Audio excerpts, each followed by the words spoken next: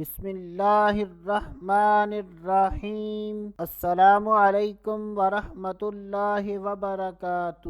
آج کی اس ویڈیو میں بات کریں گے خواب میں بوجھ یا وزن اٹھانا کیسا، تو اس کی مختلف صورتیں ہیں۔ حضرت سیدنا ابن سیرین رحمۃ اللہ تعالی علیہ نے ارشاد فرمایا کہ اگر کوئی شخص خواب میں دیکھے کہ اس کی کمر پر ہلکا سا بوجھ ہے تو یہ اس بات کی دلیل ہے کہ ایسے آدمی کو تھوڑا نفع حاصل ہوگا۔ اور اگر کوئی شخص خواب میں دیکھے کہ اس کی پشت پر بہت زیادہ بوجھ ہے تو یہ اس بات کی دلیل ہے کہ ایسا آدمی بہت زیادہ گناہ کرے گا۔ حضرت سیدنا ابراہیم کرمانی رحمت اللہ تعالی علیہ نے ارشاد فرمایا کہ اگر کوئی شخص خواب میں دیکھے کہ اس نے بہت زیادہ بوجھ اٹھایا ہوا ہے اور وہ آدمی اس چیز کا مالک ہے تو یہ اس بات کی دلیل ہے کہ ایسا آدمی بہت زیادہ نفع